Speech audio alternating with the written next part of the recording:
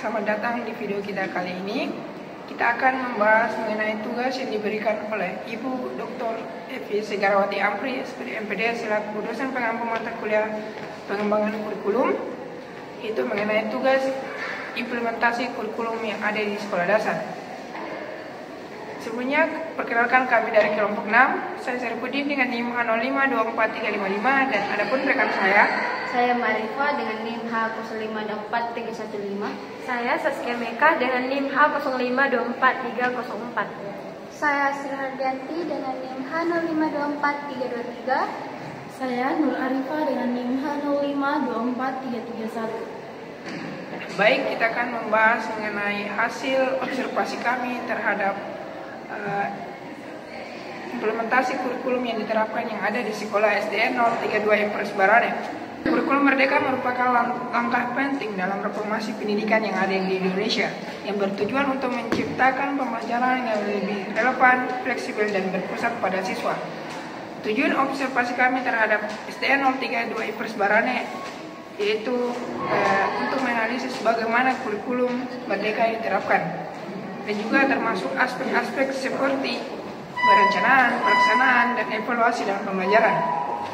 Kami juga ingin melihat bagaimana sekolah dan gurunya beradaptasi dengan perubahan yang dibawa oleh kurikulum yang diterapkan, serta tantangan dan solusi yang dihadapi. Baik, langsung untuk mempersingkat waktu, saya serahkan kepada presentator pertama. Implementasi kurikulum di Satuan Pendidikan.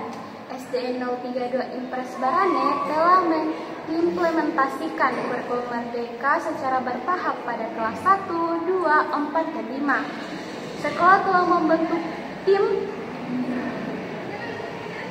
pengembang kurikulum sekolah yang menyusun dokumen operasional kurikulum sesuai konteks dan kebutuhan peserta didik.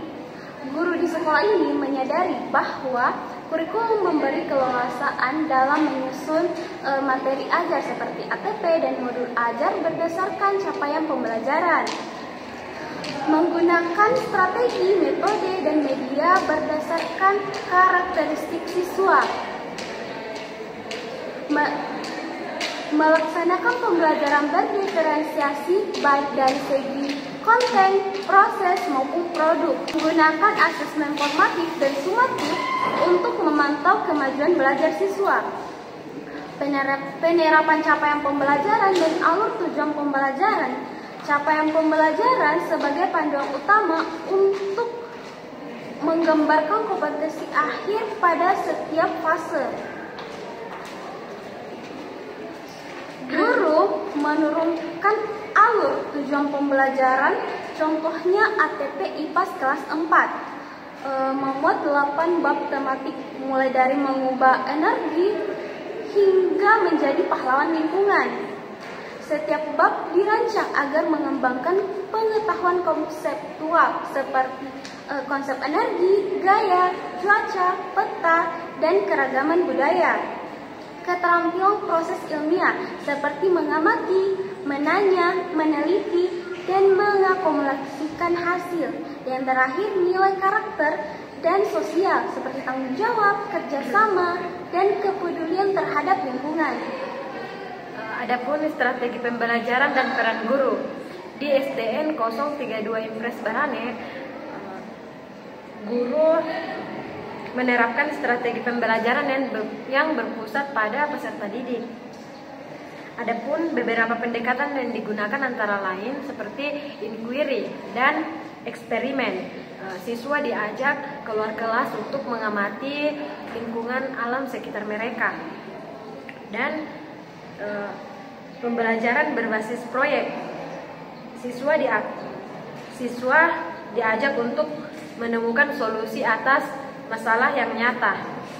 Terus diferensiasi pembelajaran, yang dimana dalam cara penyampaian materi secara visual, kinestetik, dan auditif, maupun dalam bentuk tugas yang disesuaikan dengan kemampuan siswa. Nah, adapun peran guru sebagai fasilitator dan motivator.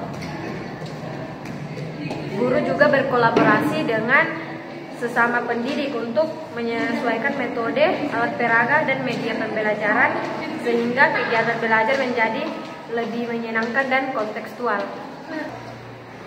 Berikutnya itu asesmen dan evaluasi pembelajaran. Dalam kurikulum Merdeka, penilaian tidak hanya berfokus pada hasil akhir, tapi juga berfokus pada hasil belajar siswa. Guru di SDN nomor 23 Barane menerapkan asesmen formatif dan sumatif secara seimbang, di mana pada asesmen formatif itu dilakukan selama proses pembelajaran seperti melalui tanya jawab, pengamatan sikap, atau catatan penilaian guru, dan asesmen sumatif itu dilakukan setelah kegiatan pembelajaran atau di akhir bab, di mana itu berbentuk proyek, portofolio maupun ujian lisan dan tulisan. Hasil penilaian ini digunakan untuk memberikan umpan balik atau feedback yang membantu siswa agar memperbaiki proses pembelajaran. Dan pendekatan ini menunjukkan bahwa sekolah telah menerapkan prinsip asesmen dan pembelajaran, assessment for learning, bukan semata-mata penilaian terhadap hasil belajar. Dalam penerapan kurikulum di SD Negeri 032 Impres Barane menghadapi satu tantangan utama, yaitu kurangnya buku dan sumber belajar banyak. Namun meskipun demikian, di SD Negeri 032 Impres Barane tetap melakukan strategi dan upaya untuk perkembangan peserta didiknya. Ada beberapa poinnya. Yang pertama yaitu melakukan angka karya dan pelatihan internal bagi guru mengenai pelatihan modul ajar, capaian pembelajaran, dan alur tujuan pembelajaran. Yang kedua yaitu mengoptimalkan sekolah sebagai sumber belajar konseptual dan dorong kolaborasi antara guru dan kepala sekolah untuk menjadikan sekolah sebagai sumber belajar aktif. Dan yang terakhir yaitu kolaborasi antara orang tua dan masyarakat untuk melakukan P5.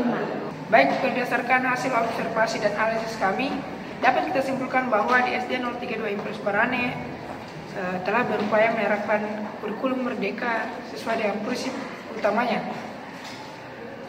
Melalui penerapan capaian pembelajaran dan alur tujuan pembelajaran, guru telah berupaya berfokus pada pembelajaran yang lebih bermakna dan kontekstual.